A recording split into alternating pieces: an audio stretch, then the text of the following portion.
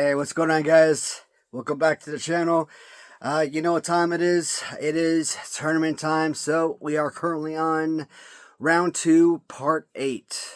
And I like doing this for the second round, man. Maybe the first round, I gotta be honest, I probably wasn't as excited to do the first round, given the fact that from the get-go, I knew we were going to be about 40 videos deep into doing the first round. So since it was such a huge undertaking, that really was going to be really draining on me overall. But 20 videos second round, it's a little bit more manageable. And besides, these matchups thus far in this first 7 videos, every single video has been enjoyable. I've been saying it. I hope it continues. I kind of feel like every single video, it feels like it's the semifinals, where it's the last 8 figures standing, last 4 matchups. So it's been pretty awesome. Actually, no, semifinals is your last 4 figures standing. So maybe calling it the semifinals is a little bit too much. But what is it? Quarterfinals. Either way, it's been freaking amazing. So we are currently on, like I said, 2-8, and I am excited to dive right in to today's video. As of the filming of this video, so as of Monday, I did not get in my new figure from Ram Treasures. I should be getting it on Tuesday. So again, as of today, as of the filming, still waiting for its arrival. I'm probably going to have that video probably posted maybe, if not Friday, maybe Saturday. So this video will probably be posted before that video. So kind of give you an idea of what's to come as far as figure review videos. Alright, so first figure to be scoring off in this video is going to be Andre number 2 as he does battle against Lou Albano. Next matchup is going to feature Brother Love, and he is going to do battle against Pink Warrior. And these last 2 videos have been very Ultimate Warrior heavy. We had 2 Pink Warriors in the last video, or 2 Ultimate Warriors in the last video, another Warrior in this one, so LSD Don Morocco as he squares off against the Great Muta. And last matchup is going to feature Random Treasures variant or version of Demolition Smash. And he will go up against Yellow and Red Hogan Series 5. Yellow and Red. I think it's that version right there. So that should be a good matchup as well. Alright, so names have been drawn. Let's go ahead and pull the figures, and we will begin shortly. Alright, everybody. Figures have been pulled off the shelves. And first matchup we said was going to be Lou Albano squaring off against Andre number 2. So this is actually a freaking fantastic matchup.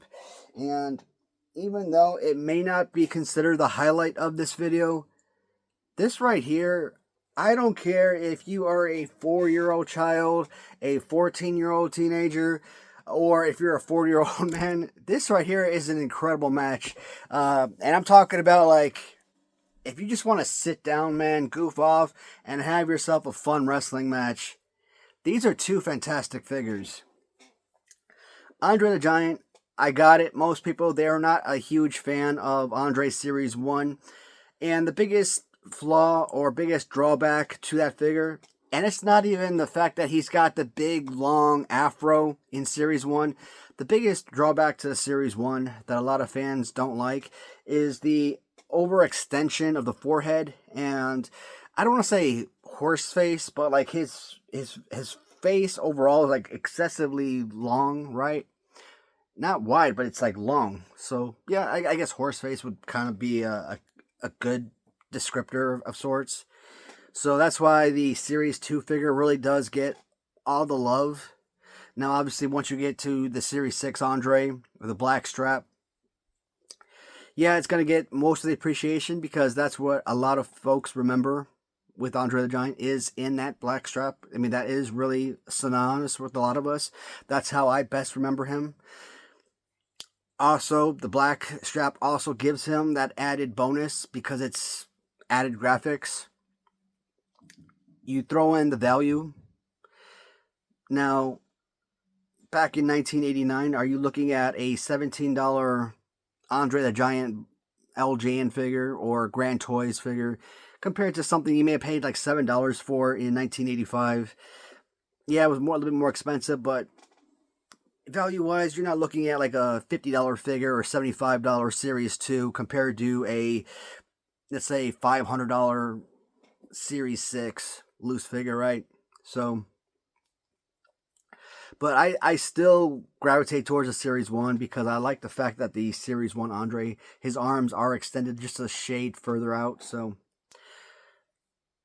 But whether you like the long-haired, bushy afro, or if you like the short-haired, this is just shortly, I guess,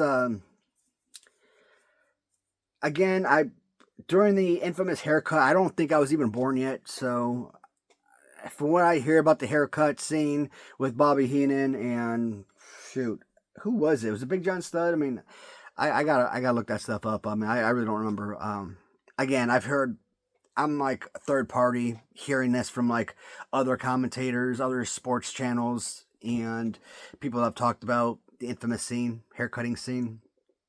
So I think in like 1984, during the era when LJN was actually releasing Series 1 with your first 5 figures, Andre the Giant had already gotten his haircut. So when you would come out with this Afro Andre, his hair had already been cut. So I guess when Series 2 came out in 85, you kind of needed to get one of your biggest main superstars, Andre the Giant, to be re-released with a more proper figure. But maybe fans had a problem with the face. I beats the heck out of me. But Andre the Giant gets 3 figures from LJN, and they're all fantastic. Love them all. He is one of only a few characters in the LJN line that gets more than 1 figure. Tito Santana gets multiple figures. Hulk Hogan's multiple figures. You could throw guys like Jimmy Hart and Corporal Kirchner in there, SD Jones, but those guys all got the same figure released in the same series, but just different paint schemes. So they don't count. A Series 1 Hogan to a Series 5 Hogan is different. A Series 1 Andre to a Series 2 Andre was different. Yes, Series 2 and Series 6 are the same, but at least the Series 6 has the extra graphics with the black strap compared to blue, right? So that was different to me.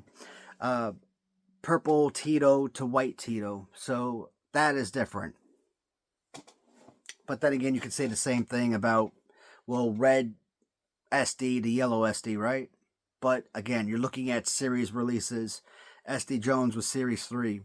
Purple Tito was Series 3, where white Tito was Series 5. So that's kind of why I make that separation. So,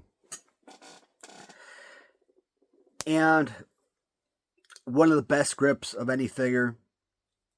Awesome play pose, fantastic look. Love the fact that the figures have the bended knees. Always one of my favorite preferences. I don't know what it is. I just feel like the figures with the straight legs, they just don't play as well as the figures with the bended knee. I think any of your figures, your Kamalas, your Big John Studs, your Hogans, your Andres, these are all the best figures simple because of this. So I have preference to these figures. And what I talk about, it's not just the fact that their arm positioning gives you one of the best body slam poses, right? But the way that the legs are positioned, the ability for them to be the body slam themselves. That's why I love the fact that these legs are separated the way that they are, and that they're bent the way they are. So amazing.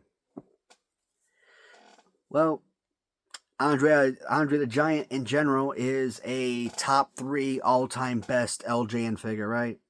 Series 1, Series 2, Series 6. I put them all under the umbrella of the number 3 best LJN figure, regardless of which series you're looking at. So you think this is a very simple match, right? Not necessarily.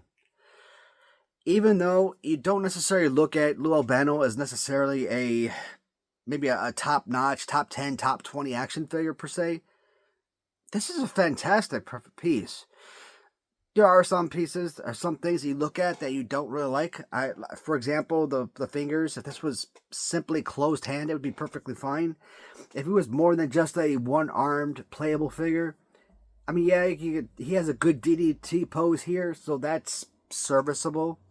But he does have at least one perfect working arm, so that's fine. And girth. King Kong Bundy. Adrian Adonis, right? You're looking for that girth, that weight to it. Lou Albano has that. Probably even better than Andre the Giant. Big John Studd is probably the only other figure outside of maybe a Kamala or King Kong Bundy that has that extra weight to it. So that right there means the world. Now, he's a little bit shorter figure. And with the extra weight, it kind of makes it unbalanced. Little small stocky legs. Great piece though. And I've said it before, man. I've always known Lou Albano as a wrestler, or at least as a member of the WWF, but not because I grew up watching Lou Albano. No. I always knew him because I knew he was from the WWF based on the Cyndi Lauper music video, Girls Just Want to Have Fun. And back in Chicago, we had three theme parks. Obviously, the great big theme park that everyone is familiar with, Six Flags Great America. I mean, there is plenty of Great Americas all over the U.S. So you got Six Flags Great America in Chicago. Then you have like Six Flags over St. Louis. I think they got like Six Flags over San Antonio or something like that. I don't know about their locations, but just a couple examples, right? So Six Flags is synonymous. That's a very popular theme park. But you also have other like theme parks, such as Santa's Village and Kittyland.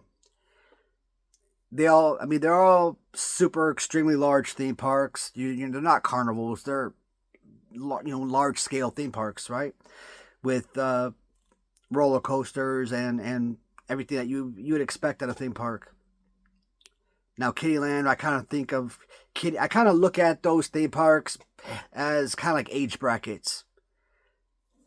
A full-grown adult can enjoy Kittyland. Don't get me wrong, but I kind of look at Kittyland as being for a younger crowd. Kids, let's say up to like age 10. Maybe Santa's Village being for like teenagers up to like age 14, and maybe like Great America being for like 14, 15 and up or something like that. So Lou Albano, I mean, he's always synonymous. Whenever I think about him, that's all I think about. I think about Cyndi Lauper. I think about Girls Just Want to Have Fun. And I think about that theme song because that was the theme song for Kittyland. And I always think about the old man dancing in those commercials. The guy had to be like 90 years old breakdancing. It was incredible. So, Lou Albano and this figure, it does have special meaning to me in particularly.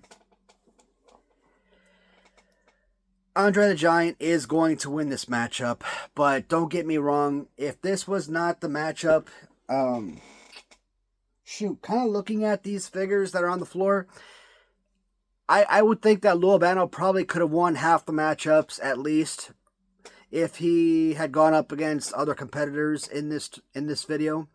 But Andre the Giant, I don't know if Andre the Giant wins this tournament. I don't know if Andre the Giant makes it out of round 3. I don't know if he makes it to round 4, makes it out of round 4. Does he make it to round 5 or out of round 5, etc.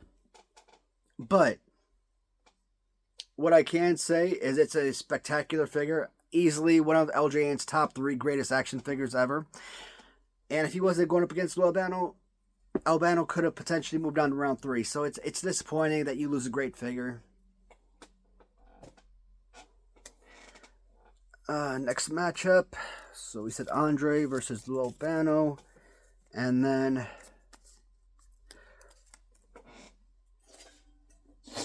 next matchup was Pink Warrior taking on Brother Love. So in the last video, we saw the All-American Ultimate Warrior square off against the Wrestling Writer variant of Ultimate Warrior with the Hulk Hogan body. So currently, original Series 1 Hogan eliminated original Series 6 Warrior in the first round. And now the Series 6 custom of the All-American Warrior has been eliminated. So that leaves this version of this particular body pose of Ultimate Warrior as the last one standing. Yes, Random Treasures Ultimate Warrior is still standing. And of course, the Ultimate Warrior with the Hogan body pose is still standing. So you still do have two Warriors left over. We have yet to see the Ultimate Warrior from Random Treasures in this round, so he could make it to round 3. He could not. It's possible, depending on his matchup. One of the things I've talked about in the last matchup, I don't recognize anything to do with this particular figure. When I bought this, it's a rubber figure. I mean, it's not resin or anything, and based on the paint, because I'm trying to recollect, and I think the only reason I would have paid up the money, because I think I paid like $125 for this. So something like this and the Ultimate Warrior with the American color scheme that you would have seen in the 91 Royal Rumble with his match against Slaughter, I think I paid like $125 on that as well. And the only reason I would have paid that type of money for those figures is if they were original figures that were repainted. Because, you know, once they're repainted, they lose their value, right? Or they may have been just simple clones. Now, the rubber that Random Treasures uses is much different, and I do have a figure from Random Treasures because my original Series 6 figures all came from Random Treasures before I got the original figures, right? And their rubber is much different, so I don't know where they would have gotten this rubber from. But if I recollect correctly, I think this was original that they just repainted. The one thing that kind of stood out about this figure, it's kind of reminded me of like South Park, right? Now, you think South Park, it's not exactly the highest quality of animation, but it's unique and it's different. And for almost 30 years, it's been one of the best comedies ever, right? So when I look at this, I kind of look at like the faces. That kind of reminds me of like South Park animated designs. And for that particular reason, it kind of has like its own little niche in my opinion.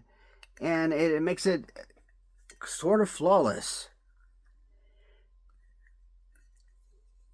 The paint scheme and color design throughout is absolutely spectacular. We already know how much I love and covet the original Series 6 Ultimate Warrior, both for namesake, fighting pose, in my opinion, the number 7 all-time greatest LJN figure. So it's already a perfect figure, and you throw on this amazing paint scheme, this is a figure that can go extremely far. Any of the Warriors, regardless of what figure it is, which Ultimate Warrior figure, they could all potentially go far or potentially win. Can they beat Brody? Of course they can.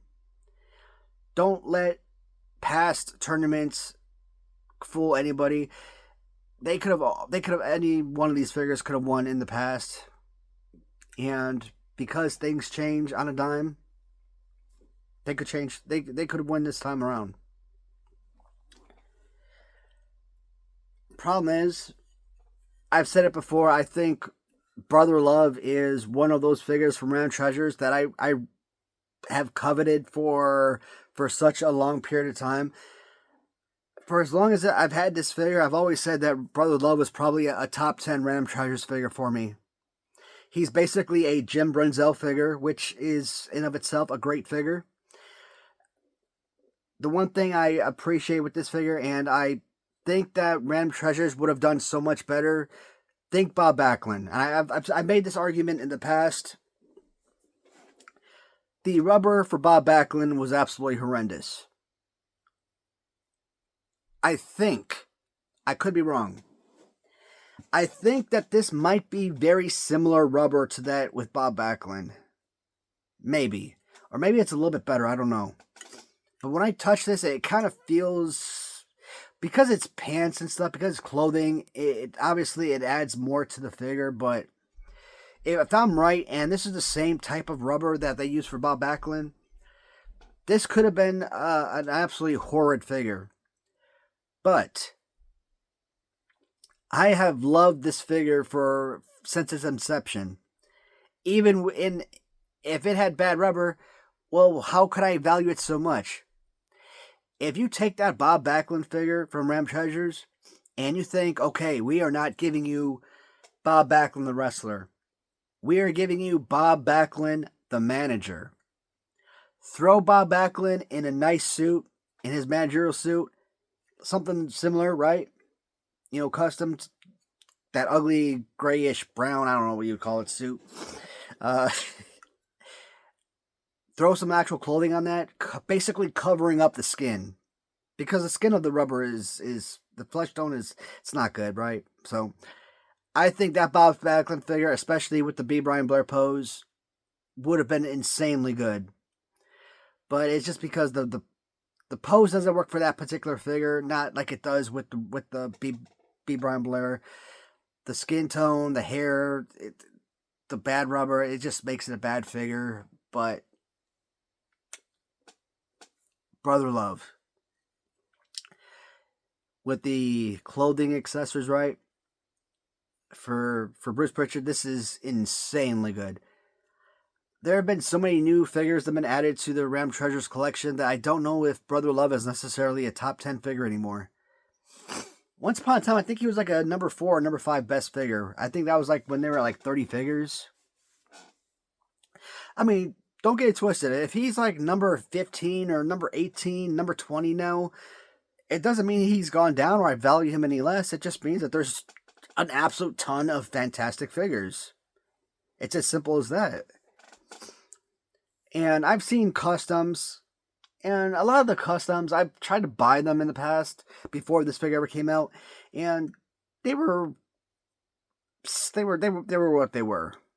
I wouldn't say that they were horrendous. I wouldn't say that they were good, but their faces were always seemed to be like cherry red, and it was just no.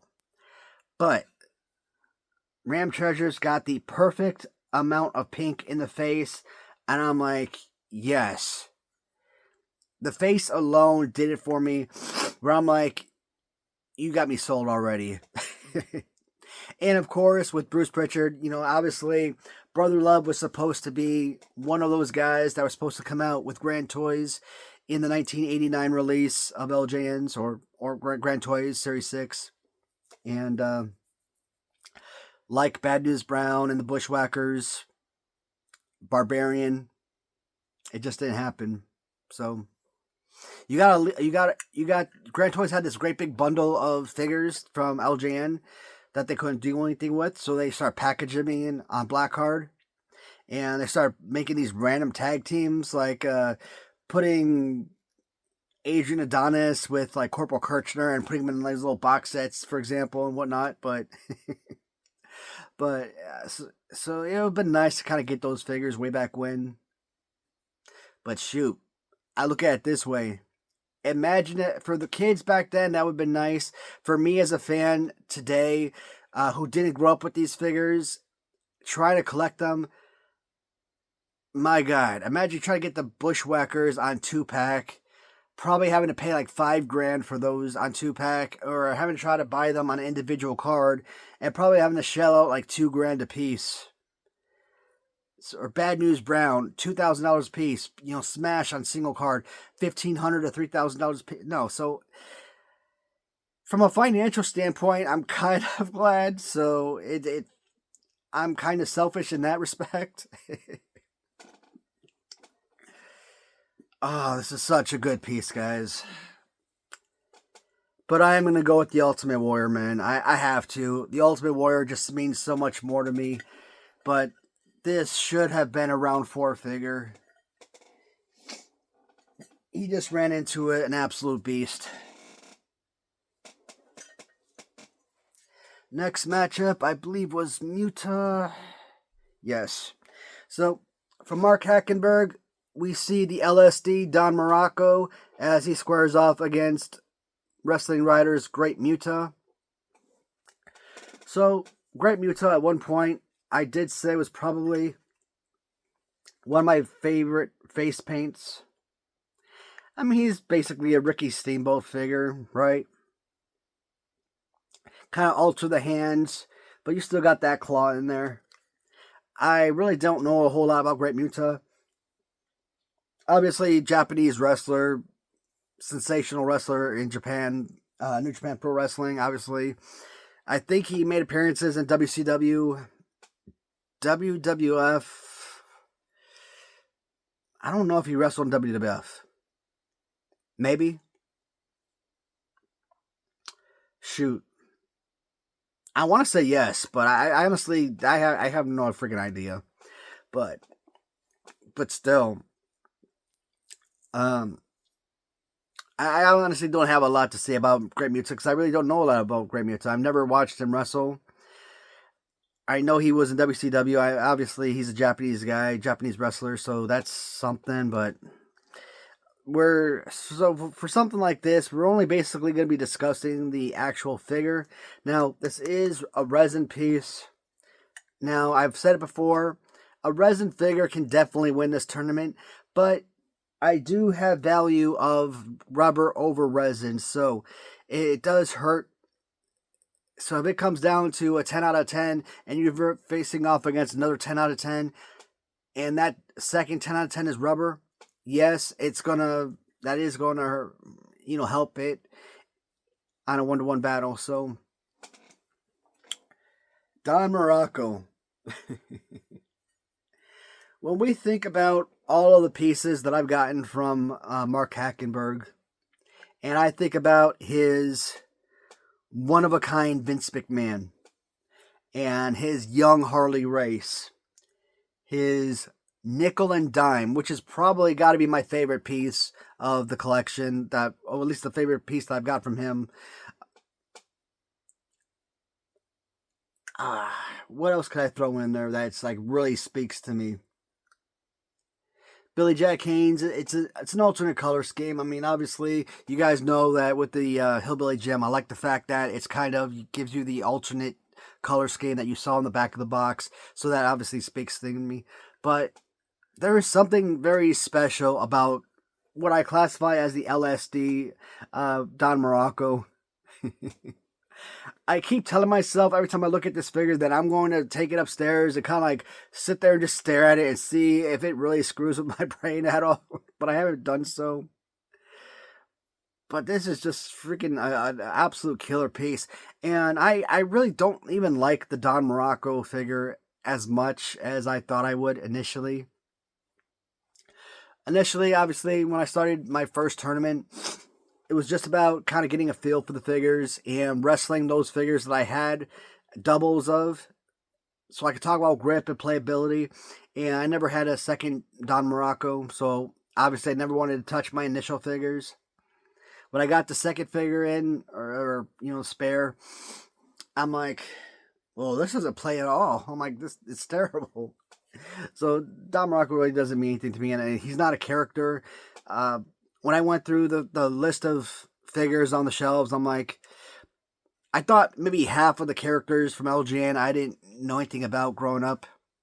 And I think that's an over-exaggeration. I think maybe 20% or so, between 20 to 25%, I probably don't know anything about before I started collecting LJNs. Don Morocco is one of those names I never heard of or could never remember, so LJN is the first introduction to his character. In terms of playability and usage, Don Morocco is light years better. Face paint gives the Great Muta a great leg up. I love the paint scheme on the pants. But there is just something so freaking special about this shirt, man. I'm almost prepared to make this my winner just based on the darn shirt. Now, the Raider Nation, Justin, obviously, one of my favorite sellers on eBay, and Kenny Lester's the artist that paints up all of the LJN figures that I buy from the Raider Nation. They've got a Don Morocco out there, and they got sort of a LSD. Well, not really LSD. It's kind of like a more of a tie-dye type shirt, but they kind of got the little spiral theme going as well, right? So it's in essence a sort of LSD theme, I guess. But this right here, you look at this and man, this is really, it's like really groovy type stuff right here. But that right there, nowhere near done as well as what Mark did with this. I mean, pure artistry from an awesome artist. Pure artistry from an artist. I mean, what more can you say? Don Morocco moves on round 3. The last matchup is going to feature Red and Yellow Series 5 Hogan squaring off against Ram Treasure's Demolition Smash. So, I've talked about the Crush figure, and I kind of said the same thing about the Smash figure, right? When you look at Crush, or when you look at Axe, Axe gives you that same thing that Jesse Ventura does with right hand up. And you take a figure that belongs in the top 10 best LJN figures, but you drop him to like number 40 or so because he's got that stupid, horrible play pose. A stupid play pose makes Axe a mediocre figure.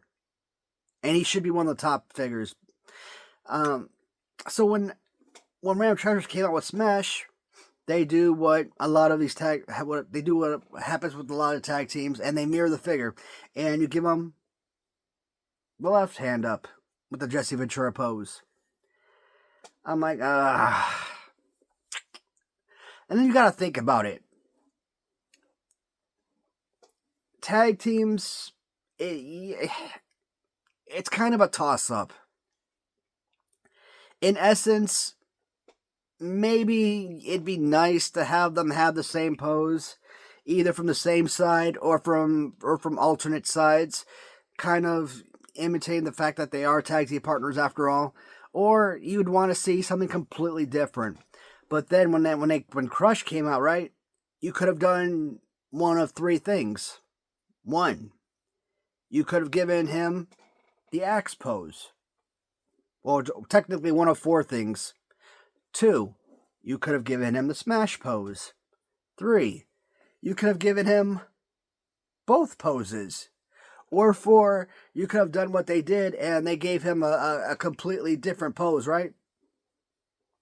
So, I kind of, and I've always said, this pose is good for one purpose and one purpose only, and that's putting the championship belt on, and that's it. That's the whole purpose of this pose. So, when I came out with the Crush, or when they came out with the Crush, I'm like, I don't know how I feel about this. Like, I love it, but I'm also kind of disappointed in a sense. It's like I'm so used to seeing Demolition, Smash, and Axe as being mirrors of each other. Now with Axe or with Crush out, where's that comparison? Where's that mirror essentially? So I think if Smash was his own fighting pose as well, it definitely would have made things so much better.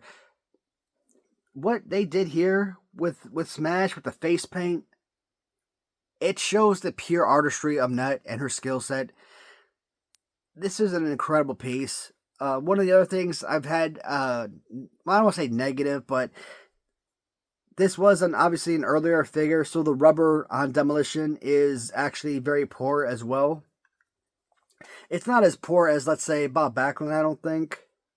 I think this is kind of like in line with what you get from like the Mr. Perfect figure.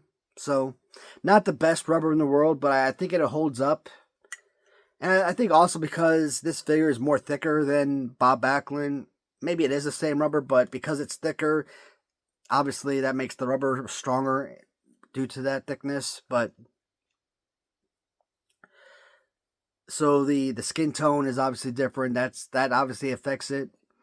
But otherwise, Smash is an absolute elite figure.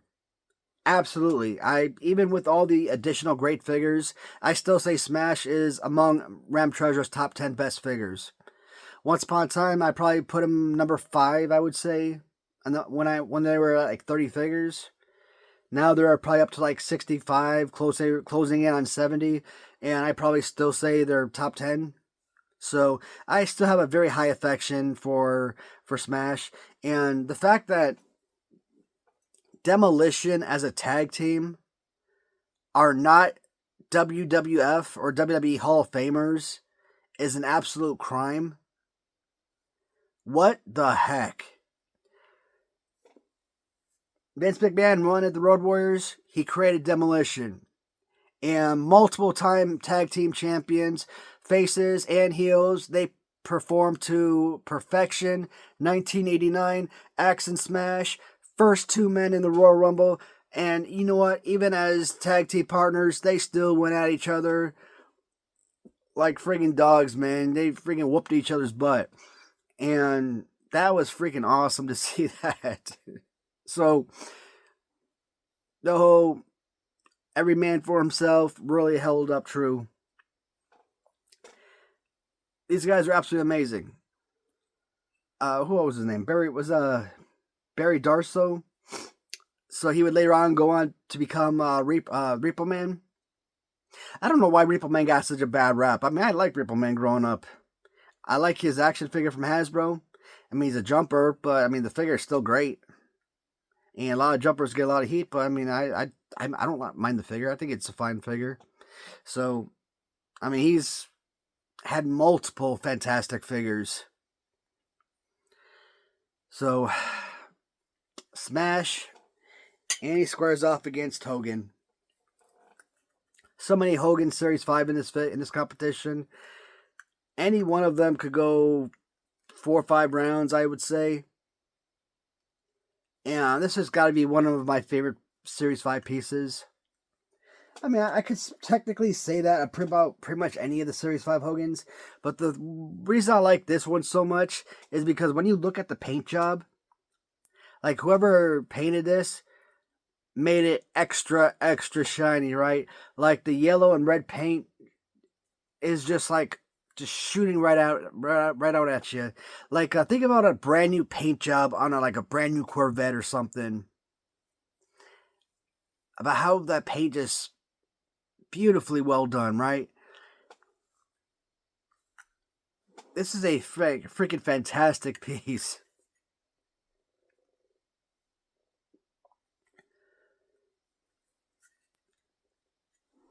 I'm not gonna say a whole lot about this matchup because there's really not a whole lot to say. For me, this is an absolute no-brainer. Yeah, right. Demolition Smash all day. Great figure, obviously, but come on. Demolition, man. I feel like Demolition figures should make it 5 rounds. Do they get eliminated earlier? Do they make it 6 rounds? Who knows? That's the fun part of this tournament, is that journey getting there. So let's see what happens. I would have liked to see this one go further. If he would have squared off against one of the other Hogans, that would have been preferable. But like I said, I really love the paint job on this one. So this was a sad one. But guys, that does take care of round 2-8. My next video. So with this video, that's 12 videos in this backdrop. So that means the next video, I'm probably going to do the custom wall for the next 12 episodes, or the next 12 tournament episodes. So, and as I said in a previous episode, if that video, or if those videos are too dark for you guys, please let me know in the comments, and I will switch things up and get to a brighter area. But you guys already seen all the figures, so it's like, I don't think you need to see every nook and cranny for all the figures, but I still want the videos to be enjoyable for you guys. So again, lighting is important. If you guys need more light, please let me know during those videos. That's all for now, guys. As always, thank you so much for watching, and until next time, goodbye, everybody.